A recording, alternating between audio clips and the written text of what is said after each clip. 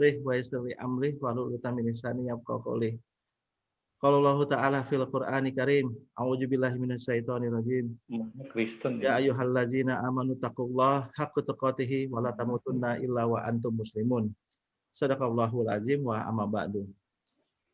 Kembali lagi kita bersyukur hanya kepada Allah Subhanahu wa taala atas segala nikmat yang Allah telah berikan pada diri kita dan keluarga kita, utamanya nikmat iman, nikmat Islam, nikmat tauhid, dan juga nikmat kesehatan dan masa-masa pandemi seperti ini.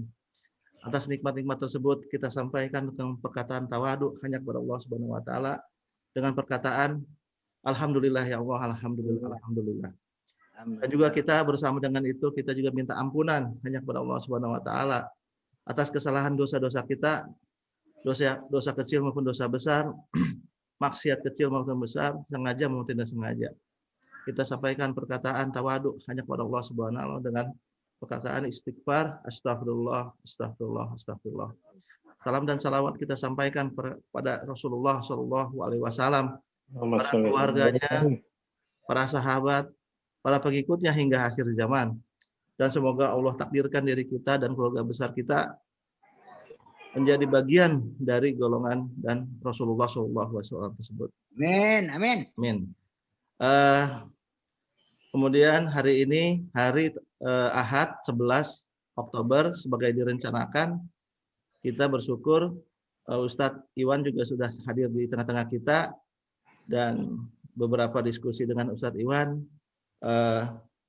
kita mengusung tema saat ini yaitu keimanan yang dibutuhkan seorang muslim di masa pandemi saat ini, di mana seperti kita ketahui sudah dari bulan Maret ya, Februari Maret. Ya. Hal seperti ini kita rasakan bersama-sama. Tentu bagi seseorang yang mempunyai keimanan perlu kita mengetahui dan menyadari bagaimana sikap kita yang benar untuk menghadapi situasi seperti ini. Memang tidak mudah. Oleh karena itu kita minta Ustadz Iwan Santoso memberikan pencerahan atau murojaah kembali kepada kita semua apa yang dibutuhkan dari seorang muslim dari sikap yang benar di masa pandemi seperti ini. Dan demikian pengantar dari pembuka, dan berikutnya saya serahkan kepada Ustadz Iwan Santoso. Dan mohon maaf untuk Mamang, Uwa semuanya, tolong untuk di mute sementara sampai kajian ini 1-5 menit ke depan tanya jawab, kemudian kita bisa buka lagi speakernya. Demikian pengantar dari saya, dan saya juga izin untuk recording ya. Record nanti ada di YouTube nih ya, nanti di like and subscribe, comment gitu ya, gitu. Ya kira-kira itu. Afwan kalau misalnya ada kesalahan penyampaian. Assalamualaikum warahmatullahi wabarakatuh. Silakan Ustadz Iwan. Bismillahirrahmanirrahim. Assalamualaikum warahmatullahi wabarakatuh. Waalaikumsalam warahmatullahi wabarakatuh. Alhamdulillah wa syukurillah. Wa la khawla wa la quwata illa billah. Asyhadu an la ilaha illallah wahdahu la syarikalah. Wa asyhadu anna Muhammadan abduhu wa rasuluhu la nabiyya ba'da. Allahumma shalli wa sallim ala Muhammadin Nabiul Karim wa ala alihi wa sahbihi ajma'in. Amma ba'du. Alhamdulillah, puji dan syukur mari kita panjatkan kehadirat Allah Subhanahu wa taala. Salawat dan salam juga semoga tercurah kepada junjungan kita Nabi Muhammad sallallahu alaihi wasallam. Allahumma shalli barik alaihi. Sebuah penghargaan kelihatannya kalau saya kemudian bisa bicara di depan keluarga besar dari itu. Aku belum kesana tadi mau itu. Bapak Tatang. Bapak Tatang. Keluarga besar Turki, Ustaz. Wow, keluarga besar Turki ya. Jadi turunan tidur, Ustaz. Jadi ini satu penghargaan buat saya, sehingga saya bisa bicara di depan Nah itu lihat keluarga mana di besar. atas. Karena mungkin ini bukan Ya. menggurui, Mana itunya? tapi lebih pada berbagi. Ah, Berbagi apa sih sebenarnya yang harusnya kita sikapi udah di kasih gambar belum? masa-masa Mang Irto dimut dulu, Mang Irto. Karena untuk mensikapi ini ada dua hal yang harus kita lihat. Yang pertama adalah pandemi itu sendiri, dan yang kedua adalah bagaimana kita mensikapinya. Bapak serta ibu sekalian yang berbahagia, kalau kita melihat musibah, ini kadang-kadang kita dihadapkan oleh sebuah realita yang kadang-kadang sebagian besar orang susah menerimanya. Kenapa? Kadang-kadang musibah itu dia bukan sekedar berat, tapi lama gitu. Kalau berat ini selesai, tapi ini kadang-kadang udah berat lama. Sehingga di tingkat yang kayak begini mungkin manusia suka berada dalam titik jenuh. Dan tidak sedikit dari mereka putus asa. Padahal nggak ada yang putus asa kecuali orang yang kufur kepada Allah Subhanahu wa taala. Karena ngelihat musibah, ini saya ingin ngajak kepada peserta ibu sekalian untuk melihat sisi lain dari musibah itu. Di mana Allah Subhanahu wa taala, Rasulullah Shallallahu alaihi wasallam juga mengisyaratkan masalah ini di dalam Quran ataupun di dalam hadis-hadis Rasulullah Shallallahu alaihi wasallam. Apa sisi lain yang saya maksud? Yang saya maksud dengan sisi lain adalah bagaimana kita melihat musibah itu dalam konteks ujian. Dalam konteks ujian. Tidak dalam konteks yang lain, tapi mari kita lihat musibah itu dalam konteks ujian. Kalau kita ngomong ujian, maka paling tidak ada 4 hal yang mendasar yang harus kita lihat. Yang pertama, bahwa ujian itu merupakan promosi dari Allah. Ujian itu promosi dari Allah Subhanahu wa taala. Sehingga dalam satu hadis Rasulullah SAW mengisyaratkan kalau Allah Subhanahu wa taala mencintai seseorang, Allah mencintai satu kaum, maka pasti Allah akan mengujinya. Kalau orang itu atau kaum itu redho, maka Allah juga redho. Naik derajatnya di hadapan Allah. Tapi sebaliknya kalau orang atau kaum itu marah, maka Allah pun marah. Maka turunlah derajatnya. Jadi sebenarnya kalau kita lihat musibah dalam konteks ini, kita semangat-semangat aja. Kenapa? Karena kita dipromosikan. Yang namanya promosi itu udah pilihan. Jadi kalau kandidat ada 2, itu 2 aja udah pilihan dari sekian banyak orang. Jadi kalau Allah pilih, kalau kasih ujian, maka kita sebenarnya masuk dalam kandidat itu. Allah udah pilih, tinggal bagaimana kita nyikapin. Kalau kita nyikapin redho, maka Allah redho, naik derajat kita sebagai orang yang dicintai oleh Allah. Tapi sebaliknya kalau kita marah, kita nggak suka dengan ujian itu, ya Allah juga nggak suka. Maka turun derajat kita di hadapan Allah Subhanahu wa taala. Ini sisi yang pertama. Kalau kita lihat ujian, maka kita akan lihat ujian itu adalah promosi dari Allah. Agar kita termasuk bagian dari orang-orang yang dicintainya.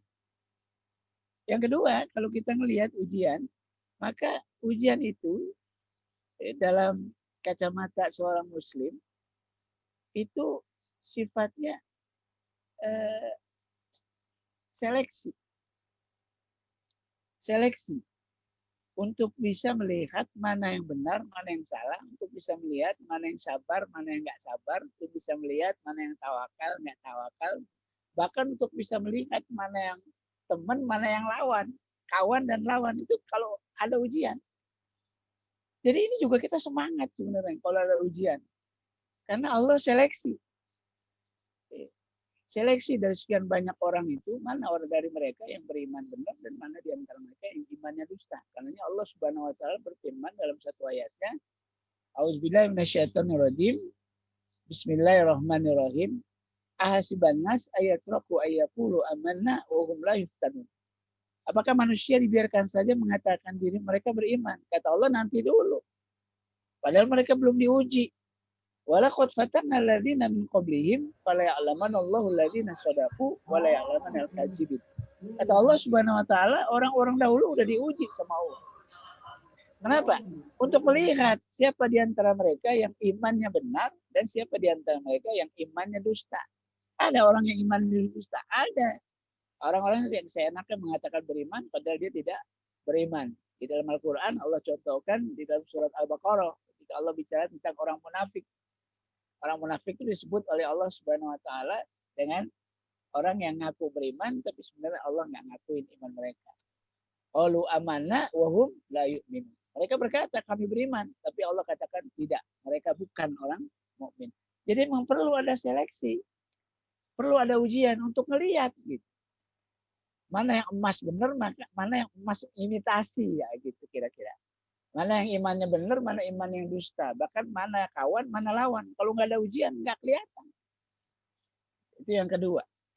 Yang ketiga, kalau kita melihat ujian, maka ujian itu bersifat muhasabah, evaluasi. Bukan sekedar seleksi, bukan sekedar promosi, tapi juga evaluasi.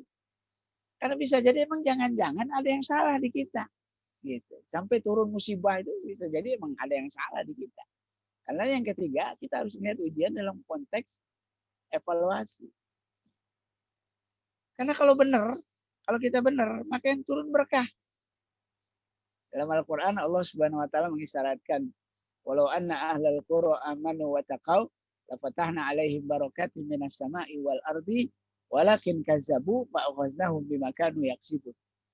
Kalau sekiranya penduduk itu beriman dan bertakwa, maka kata Allah, pasti akan aku turunkan kepada mereka keberkahan.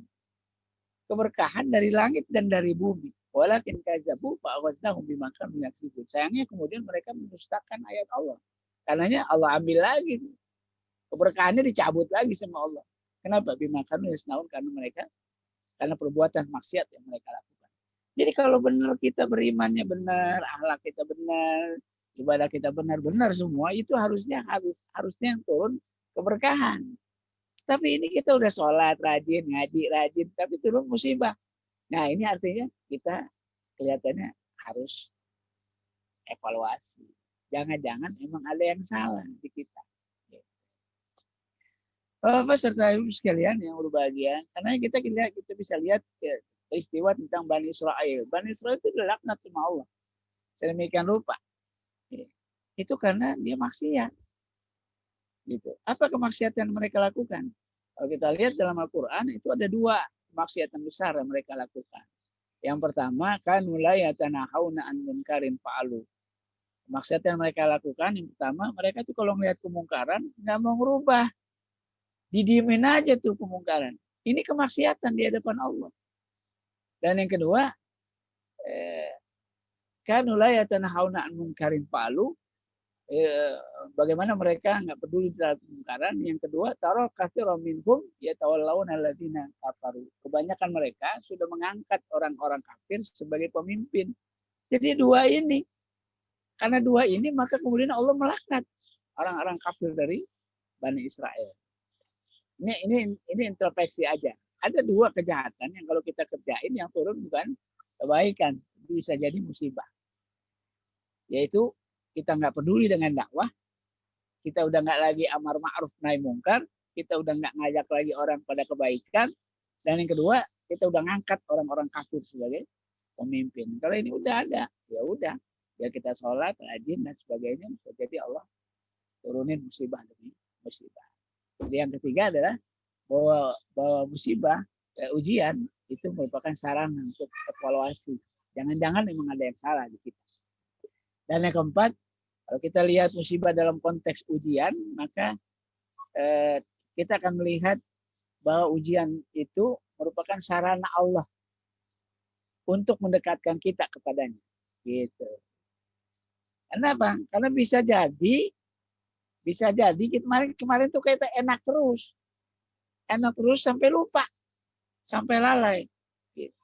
Nah, kemudian tiba-tiba kemudian Allah ingetin, datang musibah. Dengan musibah kita takarrub pada Allah. Kita jadi butuh Allah. Kemarin bisa jadi kita nggak butuh Allah. Makanya di Eropa katanya, di orang-orang di Eropa itu ketika ditanya kenapa mereka nggak bertuhan, kata mereka Buat apa Tuhan bagi kami? Tuh. Buat apa Tuhan bagi kami? Kenapa? Karena semua kebutuhannya sama. Kalau sakit diurusin gratis, mau pergi kemana aja siap 24 jam, kendaraan apa aja ada, nggak punya rumah dikasih rumah, nggak punya uang dipinjemin, sakit gratis, pendidikan gratis. Jadi semua udah di cover, nyaman dia. Sampai mereka mengingkari Allah. Sehingga ketika ditanya, kenapa kamu nggak beriman pada Allah? Kata mereka, buat apa Tuhan bagi kami? Mereka udah nggak butuh dengan Tuhan. Gitu. Ini repot nih. Kalau udah lalai, kalau udah senang terus, akhirnya lalai. Bahwa sungguhnya ada Allah yang memberi semua kenikmatan itu. Nah, kalau udah ujian, baru ngeh tuh. Manusia baru ngeh. Oh iya, ternyata ada yang maha kuasa, ada yang maha kaya, ada yang maha segala-galanya, yaitu Allah Subhanahu wa taala. Jadi kita harus lihat dulu ujian musibah ini dalam konteks ini. Jadi jangan lihat dalam konteks yang lain, tapi mari kita lihat dalam konteks ujian. Kalau kita udah ngelihat ini sebagai ujian, maka baru kita bisa mengetahui bagaimana seharusnya kita bersikap. Bagaimana kita harus bersikap. Ini yang penting. Jadi persepsi kita, pandangan kita harus kita lurusin dulu bahwa musibah ini adalah ujian dari Allah. Kalau ujian, maka dia merupakan promosi, dia merupakan seleksi, dia merupakan evaluasi, dan pada akhirnya dia menjadi sarana untuk mendekatkan kita kepada Allah Subhanahu wa taala. Bapak serta ibu sekalian yang berbahagia, yang saya hormati. Terus bagaimana kita menyikapi musibah ini, pandemi ini, ujian?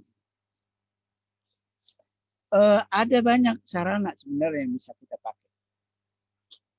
Ada banyak sarana yang bisa kita pakai. Tapi dari sekian banyak sarana-sarana yang kita punya, sebenarnya ada yang penting untuk kita asah, untuk kita siapkan. Apa itu? Keimanan kita. Keimanan kita. Saya tidak mengatakan nggak penting persiapan yang lain. Penting juga, tapi dari sekian banyak persiapan-persiapan yang ada, maka yang terpenting adalah persiapan keimanan. Karenanya kita meyakini bahwa iman itu bukan sekedar satu ucapan. Dia bukan sekedar sesuatu yang dihafalin, bukan. Tapi iman adalah sesuatu yang menggerakkan, yang bisa mendorong orang berkorban, yang bisa mendorong orang untuk sabar, yang mendorong orang untuk berkarya dan karya-karya besar. Dan pada akhirnya keimanan itu yang menyebabkan kita mulia atau tidak mulia di hadapan Allah Subhanahu wa taala. Karenanya di dalam Al-Qur'an Allah Subhanahu wa taala juga mengungkap bahwa keimanan itu akhirnya menjadi harga mati. Apakah kita berkah atau tidak berkah hidup kita? Allah beri kebaikan atau tidak berikan kebaikan, itu akan tergantung dengan keimanan kita. Karena ini dalam surat Al-A'raf Allah Subhanahu wa taala mengisyaratkan walau anna ahlal qura amanu wa taqaw la fatahna 'alaihim barakatim minas sama'i wal ardi walakin kazzabu wa akhadnahum bima kanu yaksibun. Kalaulah sekiranya penduduk negeri itu beriman dan bertakwa, Allah nggak nyebut yang lain tuh. Allah nggak nyebut yang lain, bukan yang lain nggak penting, tapi kelihatannya ini memang harus diprioritaskan. Amanu wa taqwa, iman dan takwa. Apa kata Allah setelah itu? La fatahna 'alaihim barakatim minas sama'i wal ardi. Pasti Allah akan, bukan akan doang, tapi pasti. La fatahna itu memberikan penguatan, pasti Allah akan bukakan. Apa yang dibukakan? Keberkahan. Apa itu keberkahan? Keberkahan itu adalah segala kebaikan. Apa saja yang berdimensi kebaikan. Allah akan bukakan itu dari langit dan dari bumi. Jadi kalau kita melihat begini, emang akhirnya iman kita jadi harga mati untuk mensikapi sebuah ujian. Kalau kita bagus iman kita, maka kita bisa melewati ujian ini dengan baik. Tapi kalau iman kita jadi masalah, maka kita juga masalah juga dalam menghadapi ujian yang Allah berikan. Ini yang pertama. Yang garis bawahi. Saya tidak mengatakan nggak perlu persiapan yang lain. Tapi kelihatannya iman ini sesuatu yang harus kita prioritaskan. Serta ibu sekalian yang berbahagia, cuma pertanyaannya iman yang bagaimana? Iman yang bagaimana? Nah, ini sekaligus menjadi satu indikasi, satu hal dalam menghadapi musibah ini. Keimanan yang kayak apa yang diharapkan? Serta ibu sekalian yang berbahagia, saya hormati. Keimanan yang diinginkan sebenarnya adalah keimanan yang bebas dari syirik. Bebas dari syirik yang di dalam Al-Quran disebut dengan walam yalbisu imanahum bizulmin. Nggak bercampur dengan kemusyrikan. Loyalitas kita utuh. Loyalitas kita murni, bersih. Hanya buat Allah, bukan buat yang lain. Ini penting. Sebab kalau keimanan kita bercampur, loyalitas kita jadi ganda, itu Allah Subhanahu wa Ta'ala juga nggak jadi penolong kita lagi. Allah nggak mau tahu urusan kita akhirnya. Kalau kita sendiri nggak peduli sama Allah. Kalau kita loyalitasnya penuh sama Allah, kita hanya beribadah pada Allah, kita memurnikan tauhid kita hanya pada Allah, tidak pada yang lain. Allah juga peduli sama kita. Kalau enggak, ya Allah nggak peduli. Gitu. Karenanya mengimani Allah satu sisi juga harus dibarengi dengan mengingkari Tuhan selain Allah. Makanya akidah kita mengatakan la ilaha illallah, tiada Tuhan kecuali Allah. Beda dengan pernyataan yang mengatakan Tuhan saya Allah. Bahasa begini nggak kuat. Beda antara Tuhan saya Allah dengan tiada Tuhan kecuali Allah. Kenapa?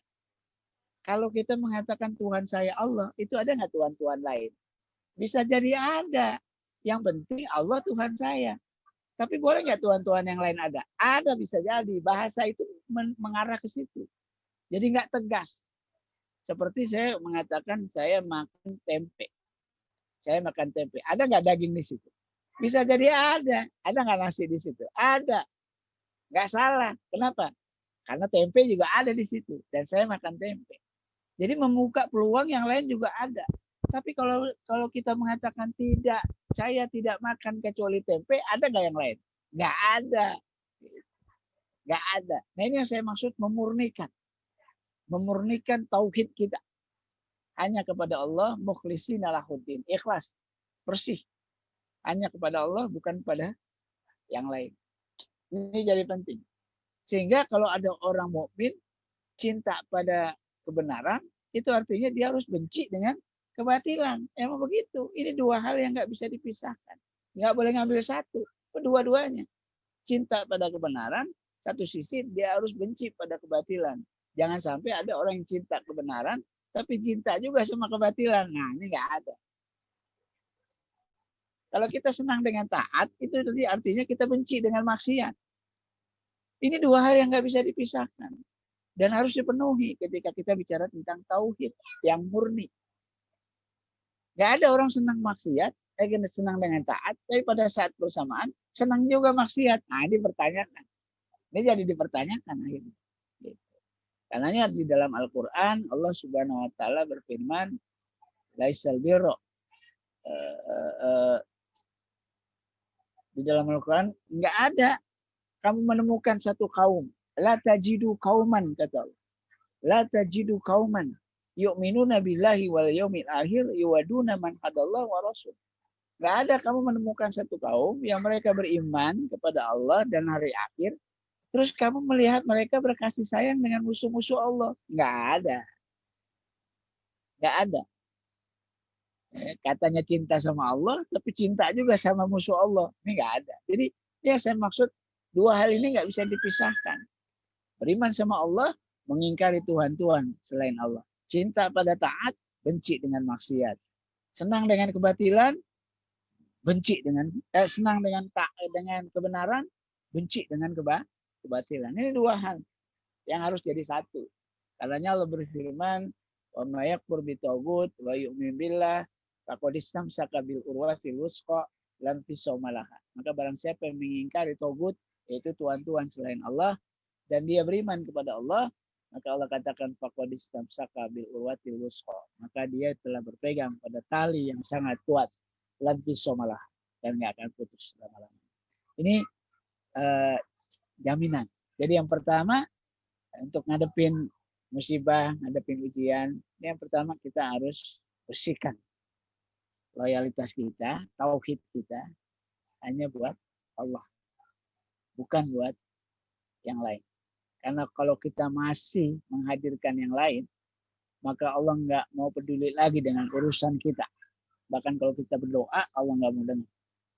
Kalau kita masih melakukan kemusyrikan, kalau kita masih tergantung pada Tuhan-Tuhan selain Allah. Kalau kita masih takut kepada Tuhan-Tuhan selain Allah. Kalau kita masih berharap kepada Tuhan-Tuhan selain Allah. Jadi harus lurusin, bersihin. Kalau sudah begitu, Allah akan peduli sama kita. Allah akan jadi pemimpin, Allah akan menjadi penolong bagi kita. Itu yang pertama, membersihkan tauhid kita dari segala bentuk kemusyrikan. Yang kedua, husnuzon sama Allah. Berbaik sangka kepada Allah. Apa kata Allah dalam satu ayatnya? Di dalam satu surat, Allah Subhanahu wa taala berfirman, "Kutiba alaikumul qital wa huwa kurhul lakum." Diwajibkan kamu berperang. Padahal berperang itu sesuatu yang kamu benci. Kata Allah, bisa jadi kamu benci pada sesuatu, tapi itu baik buat kamu. Sebaliknya, bisa jadi kamu senang pada sesuatu, tapi itu buruk buat kamu. Wallahu ya'lamu wa antum la ta'lamun. Allah itu lebih tahu dari kita. Gitu. Mungkin kita melihat, ini musibah, pandemi, nggak kelar-kelar, bahkan lebih ganas lagi belakangan. Ya, sehingga akhirnya kita suuzon, nih kenapa sih Allah menurunin musibah kayak begini dan sebagainya, berujung dari putus asa dari rahmat Allah. Mungkin itu yang kemudian ada di benak banyak orang. Tapi orang beriman kalau melihat ini, dia harusnya melihat bahwa bisa jadi kemudian apa yang kayaknya nggak enak begini nih, bisa jadi ada sesuatu, ada kebaikan yang Allah ingin berikan. Cuma kita belum tahu aja. Gitu. Kita ngelihatnya nggak enak aja gitu.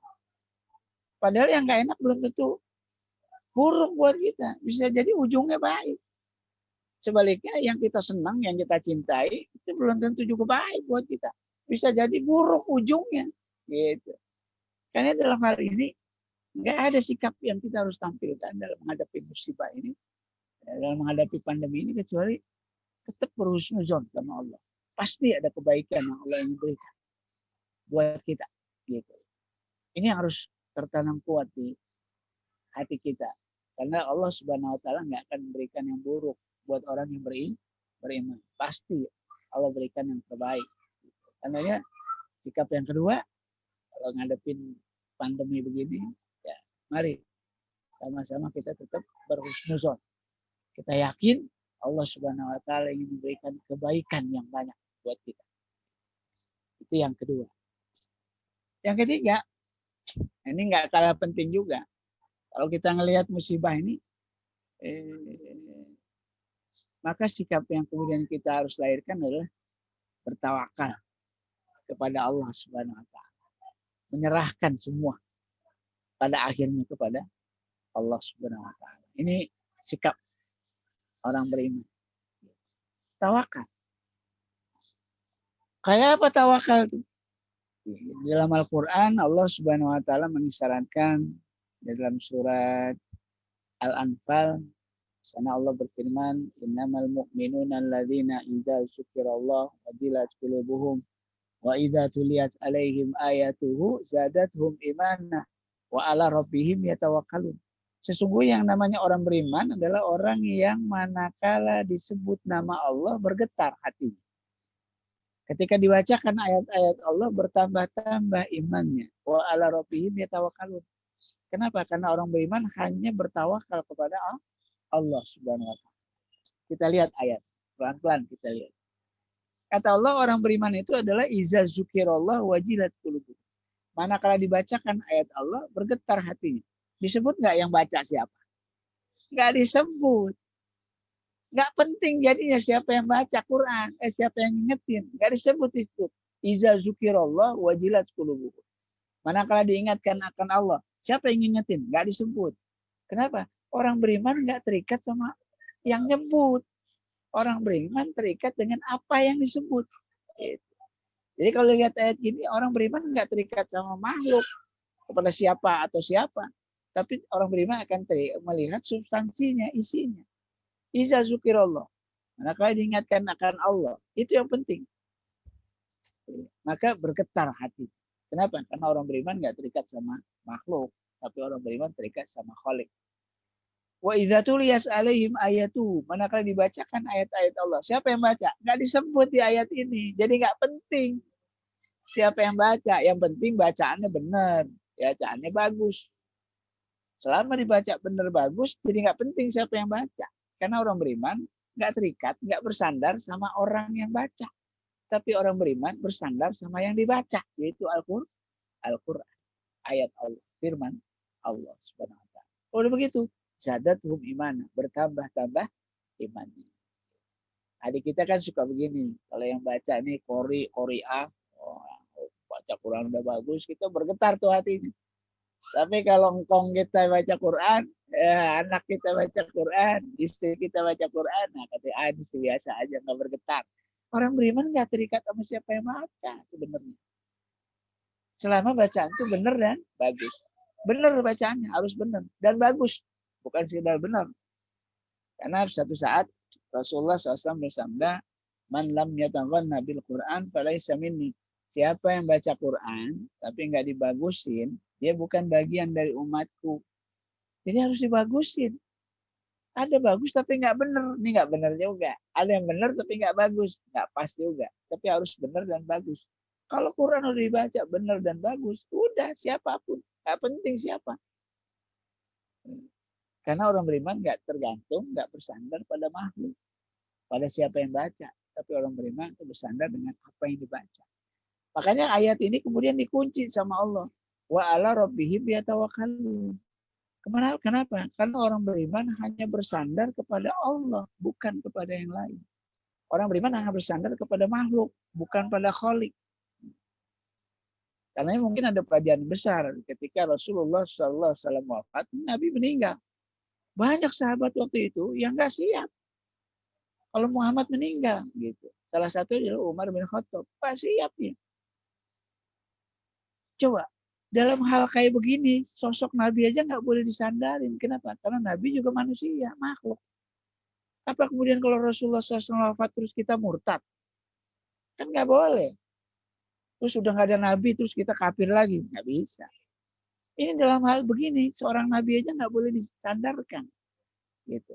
Sehingga turun ayat Allah yang dibaca oleh Abu Bakar As-Siddiq. Sebenarnya telah berlalu Nabi-Nabi, Rasul-Rasul sebelum Muhammad. Apa kalau mereka mati atau mereka terbunuh, apa kamu akan murtad lagi? Gitu. Ayat ini menyadarkan bahwa sesungguhnya orang beriman itu hanya bersandar pada Allah, bukan pada yang lain. Menyerahkan sebenarnya urusannya hanya kepada Allah, bukan pada yang lain. Orang sehebat-hebatnya, ustadz sehebat-hebatnya, ulama sehebat-hebatnya, dia manusia, makhluk. Gitu.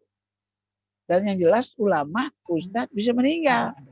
Tapi Allah nggak mati. Gitu. Terus kalau ustadznya meninggal, terus kita bubar pengajian. Enggak. Gitu. Jadi jangan disandarin sama ustadznya, jangan disandarin sama ulamanya, karena sebenarnya dia juga manusia. Kita ambil baiknya, kita ambil ilmunya. Gitu. Itu yang bermanfaat buat kita. Gitu. Kalau ulama itu salah, ya manusiawi. Asal jangan salah mulu. Seperti juga lupa. Lupa biasa aja manusiawi. Nabi aja lupa. Asal jangan lupa mulu. Kalau lupa mulu ngeselin. Gitu ya. Jadi manusiawi. Karenanya jangan disandarkan. Kita hanya menyerahkan diri segala urusan kepada Allah. Bapak serta ibu sekalian yang berbahagia. Cuma ini kalau nggak dijelasin lebih detail lagi suka salah kaprah nih. Ya udah nyerahin aja udah gitu. Padahal yang dimaksud menyerahkan diri kepada Allah itu harus disertai dengan ikhtiar. Kalau sakit ke dokter itu tawakal. Kalau lapar makan itu tawakal. Bagaimana ada sahabat Rasulullah SAW satu saat dia datang ke masjid bawa ontanya. Cuma ontanya ini nggak diikat nih. Dia turun dari ontanya ditinggal aja tuh onta. Kemudian Rasulullah nanya, itu onta kamu nggak ikat? Kata sahabat ini dia berkata, ya Rasulullah, kalau onta itu masih punya saya nggak ikat juga tetap aja di situ dia. Sebaliknya kalau onta itu bukan punya saya lagi, biar saya ikat tetap aja hilang tuh onta. Gitu. Ini bahaya nih sikap begini. Maka Rasulullah mengatakan ikat dulu, baru tawakal. Jadi tawakal disertai dengan menyerahkan diri kepada Allah disertai dengan ikhtiar. Gitu. Maka di Quran disebut faiza azamta fatawakal ala Allah. Siapkan semua yang jadi kebutuhan kita. Siapkan semuanya. Habis itu hasilnya serahkan kepada Allah Subhanahu wa taala. Karena kalau sakit berobat. Kalau udah sembuh, yang dipuji bukan dokternya, tapi Allah. Karena sembuh dan nggak sembuh bukan karena dokter. Sehingga kaidah ulama suka mengatakan, siapa yang mengingkari sebab, maka dia kafir. Tapi siapa yang bergantung kepada sebab, dia syirik. Gitu. Siapa yang mengingkari sebab, dia kafir. Kenapa? Karena sebab itu datang dari Allah. Terus diingkari, kafir. Dan siapa yang bergantung dengan sebab, digantungin sebab, maka dia syirik. Sikap ini penting banget buat orang beriman. Ini yang bedain kita sama orang kafir. Orang kafir itu kalau kerja, dia nentuin dari hasilnya. Diukur dari hasilnya. Makanya nggak heran kalau ada orang kayak begini, begitu hasilnya nggak sesuai, dia stres. Depresi. Kalau orang beriman dia kerja, hasilnya diserahkan kepada Allah. Begitu dia gagal, dia nggak depresi. Nggak depresi. Karena dia sadar, hasil itu bukan orientasi. Maka dalam Islam, amal itu yang dilihat prosesnya, bukan hasilnya. Kenapa? Karena hasil urusan Allah. Ini penting. Ini tawakal. Jadi kalau lihat lagi kayak begini nih, ada COVID, ada pandemi, ya kita harus ikhtiar. Ikhtiar semaksimal mungkin, jangan nggak ikhtiar. Ikhtiar. Kalau kena juga, ya udah itu qadarullah. Itulah kehendak Allah, nggak apa-apa. Bismillah. Semoga Allah berikan kekuatan buat kita. Cuci tangan, pakai masker, jaga jarak. Itu hal-hal yang secara umum bisa kita lakukan sebagai upaya ikhtiar. Gitu. Bahkan di zaman Rasulullah SAW ketika penyakit wabah itu menular, para sahabat pada di rumah. Pada tinggal di rumah, nggak keluar. Sehingga Rasulullah mengatakan siapa yang sabar menghadapi musibah, dia meninggalnya seperti orang yang syahid di jalan Allah Subhanahu wa taala. Syahid. Kenapa? Karena ada kesungguhan. Ada ikhtiar yang maksimal. Maka orang yang meninggal dihitung syahid. Kenapa? Karena udah ada usaha yang maksimal. Ada ikhtiar yang maksimal. Ini nggak ujuk-ujuk kemudian berserah diri aja nggak ada ikhtiar sehingga kita bilang syahid. Ya, dulu kali. Jadi harus kita lihat di situ ada peranan kita, ikhtiar, basyariah. Dan itu yang dihargai oleh Allah Subhanahu wa taala. Bukan hasilnya, tapi ikhtiar. Nah, ini tawakal. Karena kita harus melihat sebab. Ini penyakit gimana? Masalahnya, sebabnya apa? Solusinya apa? Ini harus dicari. Demikian rupa. Sebagai bagian dari keimanan kita kepada Allah. Itu yang ketiga. Yang keempat, bersabar. Ini juga nggak kalah penting. Bersabar. Bersabar itu menjalani ujian ini dengan tidak mengeluh dan terus berusaha untuk mampu mengatasi masalah-masalah yang ada. Bersabar. Sehingga sabar itu suka diartikan adalah qudratu ala tahammul. Kemampuan kita untuk memikul beban. Nggak ngeluh. Dikasih 10 kilo, ya pikirin gimana bisa mikul 10 kilo dengan baik. Ikhtiar maksimal sampai kita bisa mikul.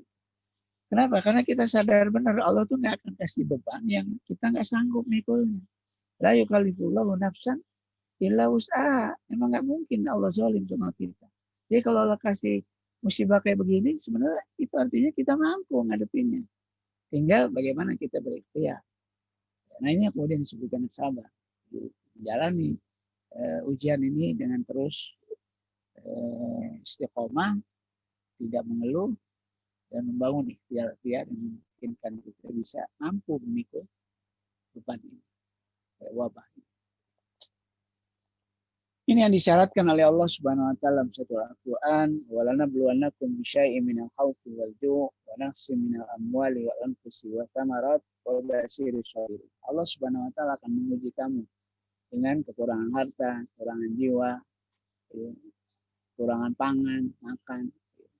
Kata Allah, wa basyiril sabirin. Kabarkan kepada mereka siapa orang-orang yang sabar.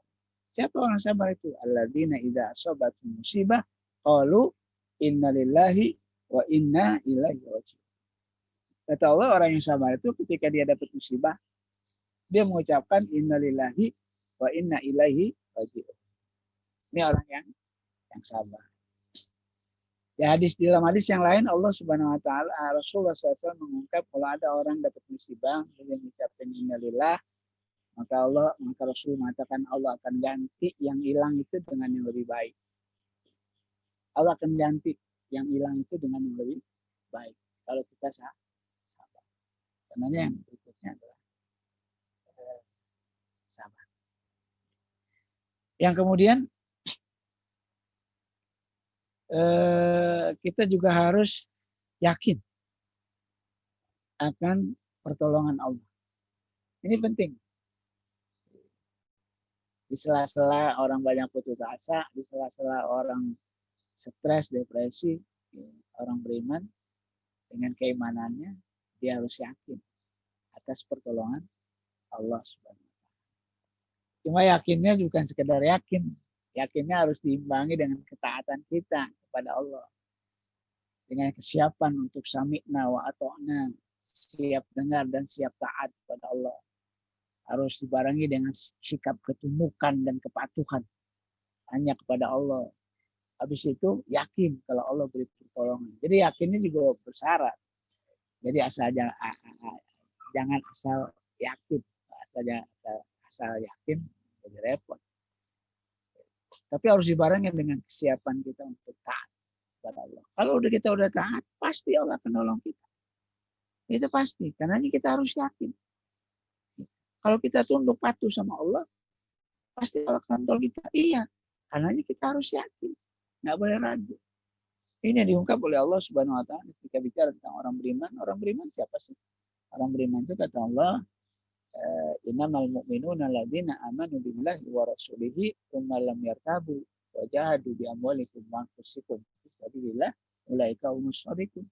Kata Allah Subhanahu wa taala orang beriman itu adalah orang yang beriman sama Allah, beriman sama Rasul, kemudian dia yakin sama Allah dan sama Rasul. Kemudian dia buktikan keyakinannya dengan berjihad di jalan Allah dengan harta dan jiwanya. Kata Allah, ulaika humus shadiqun. Mereka itulah orang yang imannya benar. Kuncinya apa? Yakin. Ya apa aja kalau yakin, semangat kita ngerjain. Karenanya buang semua keraguan. Yang ragu-ragu itu buang. Kalau nggak dibuang, nanti kita mainnya setengah.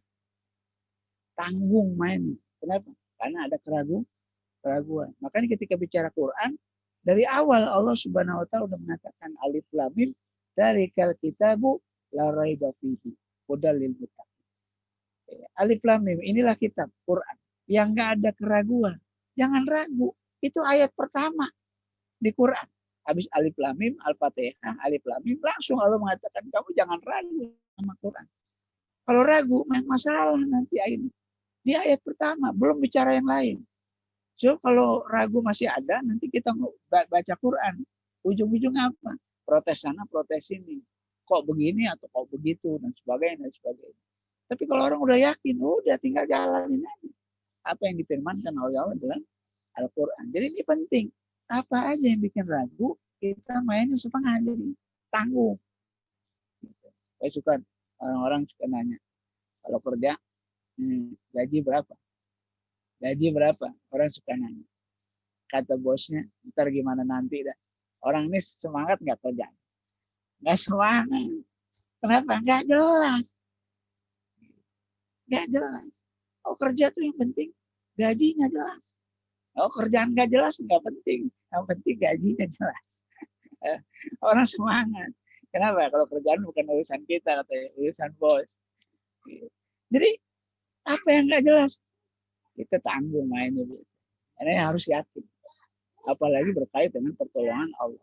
Cuma memang harus dibarengi dengan ketaatan kita, ketundukan kita, kepatuhan kita. Harus dibarengi.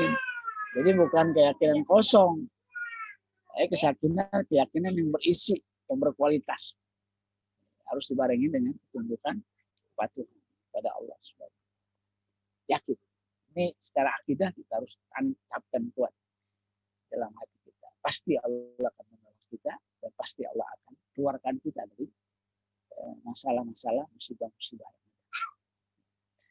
Dan yang berikutnya pada akhirnya kita harus tetap bersyukur. Udah begini harus tetap bersyukur. Kenapa? Karena sampai hari ini aja kita masih diberi nikmat. Masih diberi nikmat. Walaupun mungkin kalau kita hitung-hitung beda dengan yang kemarin. Tapi terus terang, ini juga sebuah nikmat yang harus disyukuri. Kalau kita mensyukuri nikmat, nanti Allah akan tambah nikmatnya. In syakartum la'azidanakum wa in kafartum inna azabi lasyadid. Kata Allah, kalau kamu syukur, Allah akan tambah. Akan tambah. Pasti Allah tambah. Bahasanya itu pasti. Bukan sekedar mau ditambahin, bukan. Tapi pasti Allah akan tambahkan. La azidannakum ada lam dan muntas di situ. Memberikan sebuah penguatan. Pasti Allah akan tambah nikmat. Tapi kalau kamu kufur dengan nikmat itu, Allah tuh nggak ngancem. Allah tuh nggak nurunin azab langsung. Enggak. Cuma Allah ngancem aja. Inna azabi lasyadid. Sebenarnya azab Allah itu pedih. Jadi Allah masih sayang banget sama kita. Buat orang yang kufur masih dikasih ruang untuk bersyukur. Nggak langsung tiba-tiba turunin azab. Tapi kalau orang yang bersyukur, itu langsung Allah kasih nikmat.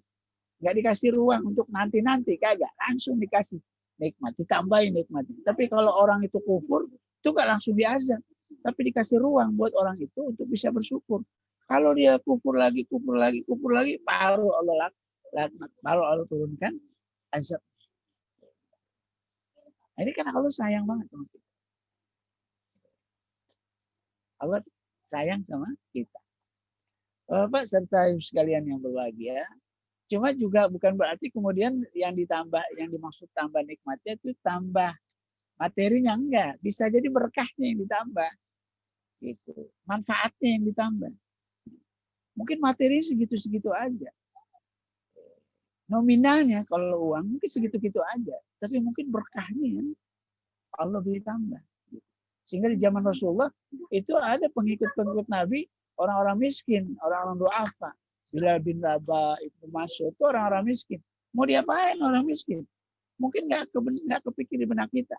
Tapi dari Bilal, dari Ibnu Mas'ud, dari Zaid bin Harithah, banyak kemudian orang-orang hebat masuk ke dalam Islam. Itu yang disebut dengan la azidannakum. Allah tumbuhkan, meledak gitu. Nikmat itu meledak menjadi sesuatu yang besar. Dari segi kemanfaatan. Bisa jadi nominalnya juga tambah. Itulah azidannakum. Karenanya walaupun kayak begini kondisinya, rasanya kita harus tetap mensyukuri nikmat yang Allah berikan. Kita emang nggak bisa ketemu ya. Satu dengan yang lain. Tapi alhamdulillah dengan Zoom ini kita masih bisa ketemu. Syukuri aja. Kita syukuri nikmat yang Allah berikan. Terakhir ada filosof. Kebetulan saya di Jawa. Ada filosof orang Jawa. Agak lucu aja. Tapi ini mungkin ada kaitan dengan syukur. Itu kalau ada dapat musibah atau dapat apa aja, itu orang suka bilang untung. Rumahnya udah kebakar, tapi dia masih bilang untung kita selamat. Rumahnya udah kebakar, tapi dia masih bilang untung kita masih selamat. Gitu. Makanya Selamat sama Untung tuh jadi adik kakak, jadi saudara kembar. Atau paket. Untung Selamat, satu paket. Maka pernah saya ceramah begini, ada jamaah yang namanya Untung Selamat. Masya Allah. Jadi saya bilang, Untung sama Selamatnya mau ada kakak nih, dia gandengan aja kemana-mana, Untung Selamat gitu. Nah, tuh banyak ada jamaah yang namanya Untung Selamat, dia nyengir-nyengir aja, terus dia bilang saya Untung Selamat ya Ustaz. Iya. Jadi ini mungkin sisi lain aja. Jadi lucu sih emang, tapi di situ ada satu hal yang penting. Bagaimanapun kita harus mensyukuri nikmat Allah. Ini udah lama banget pandemi ini, berapa bulan. Jadi sedemikian lupa, yang kerja nggak kerja, yang sekolah nggak sekolah, yang banyak kegoncangan yang biasa normal jadi nggak normal. Sehingga sampai orang bilang bikin normal baru. Padahal sebenarnya nggak normal. Tapi itulah normal baru. Gitu. Kan menunjukkan bukan sekedar berat, wabah, tapi juga panjang. Kalau kondisi begini, kelihatannya ada hal yang harus kita sikapi. Ya. Kita harus tetap bersyukur. Ya. Itu, Tony. Ya. Udah panjang kali saya ngomong. Alhamdulillah. Mungkin nanti kita pengen juga kasih nasihat. Masya Allah. Buat kita gitu, gimana mestinya ngadepin pandemi ini. Masya Allah. Saya cukupin, lebih kurangnya saya minta maaf. Masya Allah. Alhamdulillah Ustaz. Ya. Syukur jazakallah khairan atas pemaparannya, materinya Ustaz buat. Ya, sama-sama. Alhamdulillah. Baik Bapak, Mama semuanya.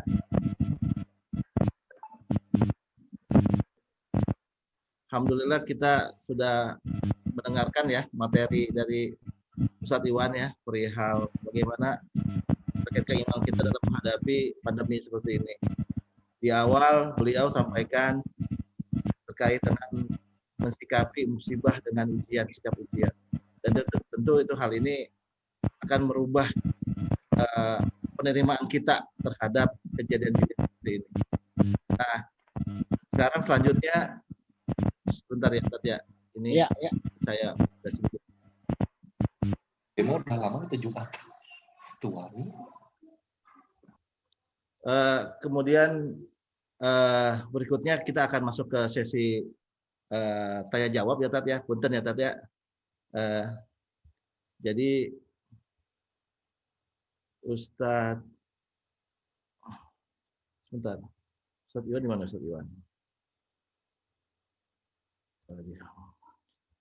Nah jadi berikutnya kita ada sesi tanya jawab, terus kemudian nanti harapannya tanya jawab ini sesuai dengan materi, tetapi insya Allah kalau ada di luar materi mungkin Ustadz Iwan akan mencoba berusaha untuk menjawabnya.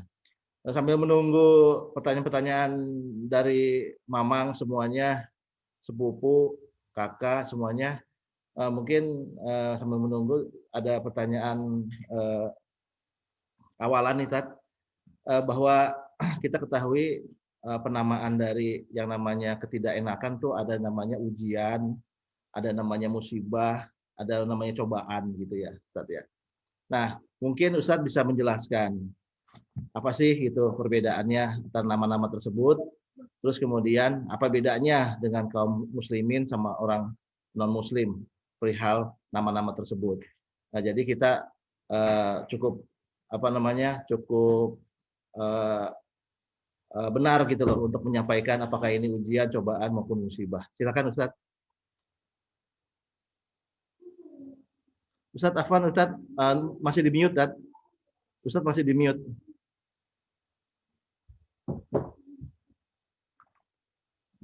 Ya, silakan Tat. Mungkin dari sekian banyak bahasa yang dipakai, saya akan ngambil dua aja, karena ini yang secara substansi berbeda. Betul. Yang pertama ujian, ya. Musibah. Yang kedua azab. Azab, oh iya.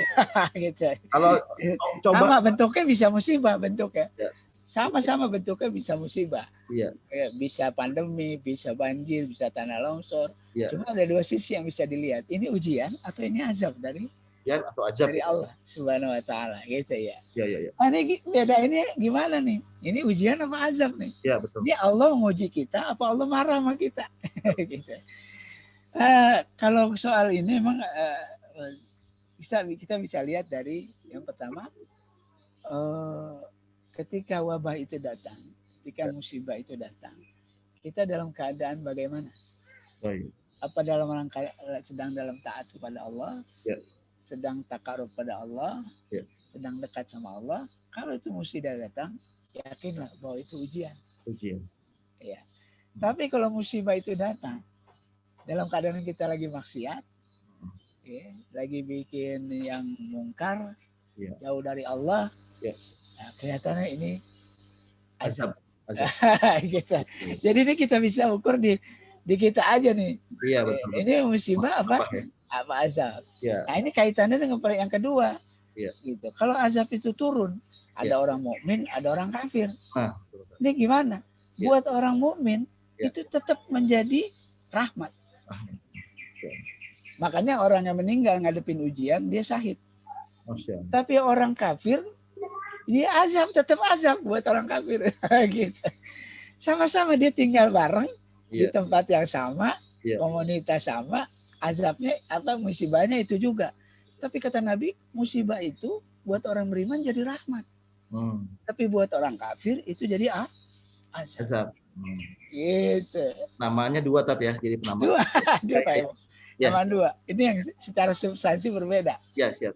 Iya. Jadi pada saat bagaimana kita dalam posisi apa pada saat musibah itu datang ya Tat? Datang. Iya. Oke. Dalam keimanan maka itu ujian. Ujian. Ketika kita dalam masuk kemaksiatan, nah itu azab. Nah, itu azab tuh, ditegur tuh, itu orang marah sama kita. Ya. Nah, ketika dalam suatu kaum disebut azab, seorang muslim ada di situ, maka itu menjadi rahmat juga. Jadi rahmat, Oh. jadi rahmat buat orang mukmin. Jadi sebetulnya seorang muslim pasti ini aja ya, baik aja dalam keadaan Ya, makanya tadi kan di kajian kita harus husnuzon. Husnuzon. Gitu. Sama mungkin meninggal karena COVID meninggal, orang kafir kena COVID meninggal, orang muslim karena bisa jadi meninggal juga. Di zaman sahabat ketika taun itu datang, itu banyak sahabat juga yang meninggal. Gitu. Apa Allah marah? Bukan. Orang meninggal ketika wabah, orang beriman dia hitungannya syahid. Kenapa? Karena musibah itu rahmat. Baik. Itu. Jelas. Alhamdulillah. Cukup jazakallah Ustaz. Iya. Baik, tadi pertanyaan awalan ya dari moderator lah gitu. Nah, berikutnya nih kita buka ya sesi tanya jawab dari Uwa, dari Mamang semuanya, dari ponakan sepupu. Silakan. Tadi Mas Bayu tadi udah buka tuh tadi kaitannya. Buka. Silakan. Ini Mas Bayu posisi ada di Bandung, Ustaz. Masya Allah. Ini di Tangerang rumahnya mungkin ya. Tapi itu Ibu ada di Bandung, ibu beliau ada di Bandung. Jadi beliau ini lagi di Bandung nih, lagi di Bandung. Ya, lagi di Bandung. Alhamdulillah. Ya silakan Mas Bayu, silakan. Assalamualaikum warahmatullahi wabarakatuh. Waalaikumsalam. Pak Ustadz, jujur ini kan dari kondisi pandemi ini mengenai sholat Jumat, Pak Ustadz ya, ada di beberapa tempat yang masih melaksanakan, ada yang enggak gitu kan Pak Ustadz. Kebetulan kalau yang daerah Jakarta tempat saya bekerja itu di kantor yang bisa diadain nggak ada lah intinya. Nah sekarang saya juga daerah rumah saya juga masih ada Pak Ustadz. Cuman sekarang itu nggak ada jaga jarak sama sekali, nggak pakai masker semua. Jadi pokoknya benar-benar kayak biasa gitu Pak Ustadz. Makanya sudah beberapa kali itu saya mundur dari situ, nggak Jumatan lagi gitu. Itu kan salah satu bentuk ikhtiar saya Pak Ustadz. Kan kebetulan ada ikhtiar juga ada yang mungkin tetap sholat Jumat kan Pak Ustadz. Nah, benar. Untuk ininya. Nah itu apakah yang saya tanyakan ikhtiar yang saya dan orang lain itu apakah diterima juga sama Allah gitu Pak Ustadz? Atau gitu. Itu aja sih Pak Ustadz. Iya. Ya. Assalamualaikum warahmatullahi wabarakatuh. Assalamualaikum. Silakan. Kalau kita ngelihat begini, itu ada dua hal yang harus kita sorotin. Yang pertama, cara pandang kita melihat COVID. Ini akan sangat berpengaruh nanti. Actionnya akan beda nih. Kalau kita beda melihat COVID, dipakai, actionnya juga akan beda. Ulama-ulama itu dalil-dalilnya sama, yang dipakai dalil yang sama, gitu. Tapi outputnya beda. Yang satu nggak sholat Jumat, yang satu sholat Jumat, gitu. Dalilnya sama. Nah kalau ngelihat kayak begini, itu sebenarnya bukan masalah salah di dalil, tapi perbedaan dalam melihat objek masalahnya, penyakitnya ini. Kata ulama yang satu, oh penyakit COVID nggak berbahaya. Ya udah sholat aja seperti biasa. Ini dalil-dalilnya. Tuh dikeluarin dalilnya. Sholat dah. Yang ulama yang satu, nggak jangan sholat Jumat. Kenapa? Karena COVID berbahaya. Dalilnya ini. Sama juga ternyata dalil yang dipakai itu juga gitu. Cuma outputnya berbeda. Ini kesalahannya, perbedaannya bukan masalah di dalilnya. Tapi berbeda dalam melihat objek masalahnya. Gitu. Nah karenanya ketika ada perbedaan, ya kembali pada ikhtiarnya. Assalamualaikum. Waalaikumsalam. Kembali pada kembali pada ikhtiarnya. Gitu. Yang jelas ini penyakit dan ini menular. Mungkin perbedaannya mungkin lebih pada jaga jarak, pakai masker atau tidak. Sebagian yang lain udah sholat di rumah, sebagian lain tetap sholat tapi jaga jarak, pakai masker. Nah, itu action. Tapi sama-sama melihat bahwa penyakit ini menular dan berbahaya. Nggak apa-apa. Yang di rumah itu juga ikhtiar, yang di masjid juga ikhtiar. Dua-duanya ikhtiar. Dan harus kita hargai karena memang mereka melihat berbeda dalam melihat objeknya. Yang suka agak ekstrim itu ketika ada yang lihat COVID nggak berbahaya. Yang satu melihat berbahaya, yang satu melihat nggak berbahaya. Makanya ketika actionnya jadi beda. Yang satu sholat biasa aja, kagak pakai masker, rapat dan lurus, biasa aja. Yang satu pakai masker dan jarak. Gitu. Sebagian orang mengatakan, emang kamu nggak percaya sama hadis-hadis Rasulullah? Bukan masalah nggak percaya, ini kondisinya istimewa. Gitu. Ini kan situasinya istimewa, bukan situasi yang normal. Sehingga hadis yang dipakai bukan hadis yang normal, tapi hadis yang tidak normal gitu. Ini kan perbedaan-perbedaan ini sering terjadi. Sampai-sampai malah mengatakan saya sholat Jumat, saya sholat di masjid nggak pakai masker, nggak pakai jaga jarak, kagak ada klaster, kagak ada yang kejangkit. Ya kan belum tentu juga. Sekarang belum, besok bisa dijaga. Kan nggak bisa dipastikan juga, nggak ada jaminan. Terus orang pakai masker, jaga jarak, berarti terus bisa nggak kena pemaparan, nggak terpapar. Nggak ada jaminan juga, bisa jadi ntar terpapar juga. Artinya semuanya ikhtiar, gitu.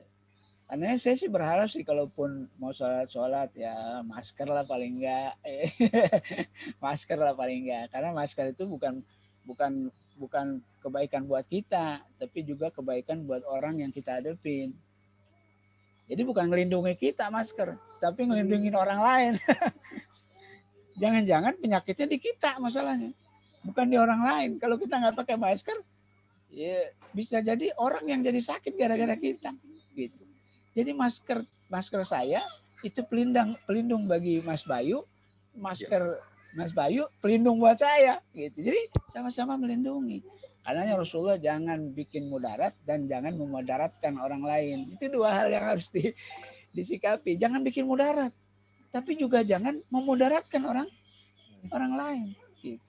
Nah, masker tuh semangatnya itu. Gitu. Jadi kalaupun mau sahab, rapet dan sebagainya, minimal lah masker dipakai lah. Gitu untuk saling menjaga, saling melindungi. Karena teorinya jadi banyak nih. COVID kan teorinya jadi banyak. Yang dokter ini bilang begini, dokter itu bilang begini. Karenanya penularannya katanya cuma bersin doang, bukan sentuhan. Terus berkembang sedemikian rupa. Katanya menyebar di udara lah. Wah, kompleks. Jadi nggak ada format yang dibentuknya juga nggak jelas sih. Karena ya hati-hati aja. Buat kita hati-hati aja. Dan hati-hati itu bagian dari ikhtiar. Iya. Baik. Itu Mas Bayu. Terima kasih Pak Ustadz. Alhamdulillah. Coba. Mas Bayu sudah ini ya, sudah puas ya penjelasan Ustadz ya. Ya, Alhamdulillah. Baik. Alhamdulillah. Alhamdulillah. Jadi berikutnya Mas Alfi ya. Tadi Mas Alfi udah buka mute-nya tuh. Tadi Mas Alfi mau bicara, mau langsung silakan Mas Alfi. Mas Alfi. Ya. Mas Alfi ini di Tangerang ini. Tangerang ya. Di mana Tangerang ini? Mas Alfi di mana? Suaranya Mas Alfi agak ini ya. Agak sounding ya. Mas Alfi. Suaranya enggak ini ya, enggak clear. Enggak clear suaranya Mas Alfi. Bisa posisi kali ya, posisi ya. Mas Alfi. Halo, mau nanya. Assalamualaikum. Waalaikumsalam. Aoni. Sebentar ya, sebentar. Mas Alfi nanti berikutnya ya, ini speakernya apa, soundnya belum begitu bagus, nanti setting dulu ya, punten ya. Nanti lanjut setelah ini ya. Ini siapa ini yang masuk nih? Yayu, Teh. Ya, sebentar. Ya. Assalamualaikum. Waalaikumsalam warahmatullahi. Jadi Daramang Sadayana. ya. Darayana. Alhamdulillah mau nanya nih, Aoni. Ya, langsung aja ke Ustadz, langsung aja. Ya, Pak Ustadz. Assalamualaikum warahmatullahi wabarakatuh, Pak Ustadz. Waalaikumsalam nih. Punten ya Pak Ustadz ya. Ini Pak Ustadz Iwan ini ramai ini Tat. Udah mulai ramai ini, udah mulai panas nih Tat. Ya. Pak Ustadz, silakan. mau nanya. Terima kasih Oni ya. Nih mau nanya. Silakan. Di tengah sekarang COVID pandemi yang saat ini semuanya kita jadi mau ke masjid pakai jadwal Pak Ustadz, tapi tetap berdoa di rumah. Tapi akhirnya kita silaturahim jadi berkurang Pak Ustadz. Yang biasa kita setiap saat, yang biasa kita setiap acara jadwal seminggu sekali. Jadi kita sekarang maunya dibatasi. Kalau enggak nanti takut seperti itu. Terus gimana nih kita sendiri menyikapi seperti itu dengan mau tahlil atau mungkin dengan juga kita ada pengajian setiap saat di RW, di RT. Jadi kita nih sepertinya ada batasan. Gimana Pak Ustadz menyikapinya supaya kita juga supaya berpahala, supaya kita dapat ilmunya. Mohon Pak Ustadz penjelasannya. Terima kasih. Wassalamualaikum warahmatullahi wabarakatuh. Dari Yuli di Bekasi. Masya Allah. Makasih, hatur nuhun Teh Yuli. Pertanyaannya semangat sekali. Ya silakan Ustadz Iwan. Silakan Ustadz Iwan. Udah jelas ya, langsung tadi ya. Silakan Ustadz, silakan. Ustadz Iwan, mohon maaf masih di mute Ustadz. Ustadz masih di mute. Ustadz Iwan masih di mute, tolong di open. Ustadz Iwan. Masih di mute. Ustadz Iwan masih di mute. Oke. Ya, siap. Silakan. Ya, bismillahirrahmanirrahim. Jadi emang ada dua hal yang pengen saya soroti dalam pertanyaan ini. Yang pertama tentang ibadah. Sebenarnya kalau kita mau bicara ibadah, bisa kita lakukan bersama-sama atau kita lakukan sendiri-sendiri. Gitu. Tahlilan memang harus sama-sama, enggak juga. Sendiri-sendiri juga boleh. Gitu. Kalau mau tahlilan boleh nggak sendiri? Boleh. Nggak harus sama-sama gitu. Mungkin ini bedanya dengan sholat jamaah sama sholat sendiri. Itu jadi beda. Tapi kalau ibadah-ibadah yang lain, tahlilan atau baca doa bersama dan sebagainya, itu boleh baca sendiri, boleh. Gitu. Artinya kita nggak kehilangan lah. Kalau soal itu kita nggak terlalu kehilangan. Karena secara hakikat sama nilainya. Mau bareng-bareng kita tahlilan atau kita tahlilan sendiri itu sama nilainya di hadapan Allah Subhanahu wa taala. Cuma memang masalah yang kedua nih masalah silaturahim. Yang seminggu sekali kita nggak bisa sekarang kumpul gitu. Bukan tahlilan doang Pak Ustadz, kita pengen kumpul, pengen ngobrol, pengen apa gitu kan. Nah, itu kan yang nggak bisa ke cover hari ini. Nah, walaupun sebenarnya ada teknis lain ini dalam bentuk kayak begini nih, Tapi ini kan yang jauh-jauh. Kalau satu RT begini kan nggak enak juga. Satu RT pakai Zoom nggak enak juga. Tapi kalau nggak kumpul nggak enak juga gitu. Nah, ini kan yang suka terjadi di masyarakat kita. Nah, yang kedua ini memang perlu sebuah apa ya, sebuah sikap yang lebih sabar kayaknya, lebih sabar gitu ya. Kalau nggak bisa seminggu kali, orang suka bilang sebulan sekali dah gitu, orang sini doang ya. Jadi ada toleransi yang kemudian suka dilakukan oleh masyarakat kita. Tapi buat saudara-saudara kita yang masih ngelihat COVID ini sangat berbahaya, ya udah nggak usah kumpul dulu sampai COVID selesai gitu. Ini reaksi-reaksi yang kemudian muncul di tengah-tengah masyarakat kita. Nah, saya nggak tahu nih di Bekasi. Kalau Bekasi ini kayaknya mau lebih serius nih COVID di Jawa Barat ya. Iya. Jawa Barat ini lebih serius. Saya sih minta sabar aja dah. Sabar kalau urusan yang kedua. Mudah-mudahan COVID ini bisa cepat selesai lah. Gitu. Iya. Baik. Ya kalau enggak paling enggak pakai WA dah. Pakai WA lah. Salam ya. Ada banyak teknis sebenarnya. Walaupun sebenarnya nggak bisa ketemu juga sih. Iya betul. Karena takut ada hal-hal yang tidak kita inginkan. Kita nggak tahu nih. Iya. Walau baik. Ini tanggapan nih. Iya. Baik, syukur jazakallah atas penjelasannya. Mudah-mudahan Teh Yuli cukup ya untuk penjelasannya ya. Baik, sekarang ini sudah masuk ke 10.22. Mungkin nih satu pertanyaan atau dua pertanyaan lagi nih ke Ustadz ya. Iya. Terkait dengan ini. Mungkin dari tadi nih sudah dibuka tadi Mang Irto udah kelihatannya udah juga nih. Udah Mang Irto mau bertanya. Mamang. Atau Alfi, maaf, Punten ya, Pak. Ya, silakan. Ya. Alfi dulu. Siap. Ya. Ya udah. Terima kasih. Soundnya bagus nih. Ya, siap. Silakan. Assalamualaikum warahmatullahi wabarakatuh. Waalaikumsalam. Terima kasih Ustadz atas penjelasannya tadi. Alhamdulillah, wasyukurillah, kita masih diberi kenikmatan oleh Allah Subhanahu wa taala, keluarga kita, orang tua kita, dan anak-anak kita. Mudah-mudahan nikmat yang diberikan Allah Subhanahu wa taala bisa kita syukuri. Salawat serta salam marilah kita junjungan kepada junjungan kita Nabi besar Muhammad sallallahu alaihi wasallam. Ya.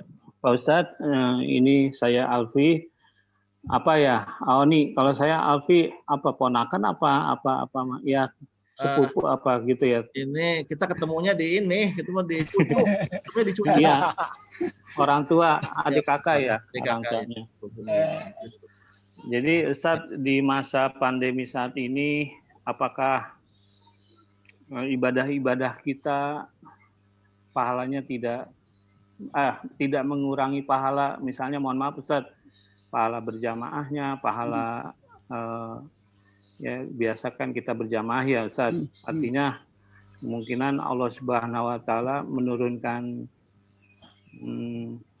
cobaan ini kepada kita agar manusia itu mengerti bahwa manusia itu tidak ada apa-apanya gitu kan ya Ustadz ya. Artinya dicoba seperti ini menjelang kita akhir zaman kan gitu Ustadz ya. Apakah manusia itu akan seutuhnya hidup di dunia ini kan? Tapi ternyata kan begitu mudahnya Allah memberikan azab, berapa ribu jiwa, berapa ratus ribu jiwa yang telah meninggal, mungkin nanti ada pengganti lain. Nah itulah makanya Ustadz, bagaimana Ustadz dengan pahala-pahala ibadah kita, dengan tidak ibadah berjamaah, berdoa berjamaah dan lain sebagainya, apakah tidak mengurangi pahala kita Ustadz? Itu aja Ustadz pertanyaannya. Terima kasih, syukran. Assalamualaikum warahmatullahi wabarakatuh Ustadz. Waalaikumsalam. Ya. Bismillahirrahmanirrahim. Ya. Saya melihat dari sisi pertama tentang ibadah. Ibadah apa enggak berkurang nih pahala kita. Ya, karena kan kata Nabi kan sendiri sama jamaah beda. Palingnya 27 derajat bedanya. Iya, Ustaz. Kualitasnya beda. Ini gimana kalau pandemi kita nggak berjamaah, kita sendiri. Gitu. Saya akan mengatakan pahala kita nggak berbeda, walaupun kita sendiri. Iya. gitu. Insya Allah, Ustaz. Insya Allah. Enggak berbeda. Ini punya Ya. landasan syar'i. Landasan syar'i. Kalau kita biasa berjamaah, tiba-tiba karena 1-2 sebab kita nggak berjamaah, maka Allah akan hitung itu berjamaah. Gitu, Kalau Ustaz. kita biasa sholat malam, tiba-tiba 1-2 sebab kita nggak sholat malam, kita dicatat melakukan sholat malam. Oh, Insya Allah, lihat, Ustaz. lihat. Ya. Ini akan Ya, terkait Ustaz. dengan niat kita. Siap. Niat Ya. kita, ikhlas atau tidak? Ikhlas. Karena satu saat Rasulullah SAW pernah Madinah itu harus keluar, pasukan harus keluar dari Madinah karena pertempuran di luar Madinah. Maka Rasulullah SAW berangkat dengan pasukannya. Di tengah jalan Rasulullah SAW kemudian berkata, di Madinah, ini udah jalan nih, udah keluar Madinah. Rasul berkata, di Madinah ada orang-orang yang dapat pahala seperti pahalanya kita. Sama, dia padahal dia nggak berangkat. Ini berangkat. Amin. Kata Nabi, Ya, pahala dia yang di Madinah sama dengan pahala kita. Kita berperang, dia dapat pahala berperang. Kita berjalan, dia dapat pahala berjalan. Kenapa? Karena dia biasanya ikut berperang. Tapi karena unsur, ada sakit, ada apa, dia jadi nggak bisa berperang. Maka Allah catat dia sebagai mujahid, orang yang berperang. Padahal dia nggak perang. Iya.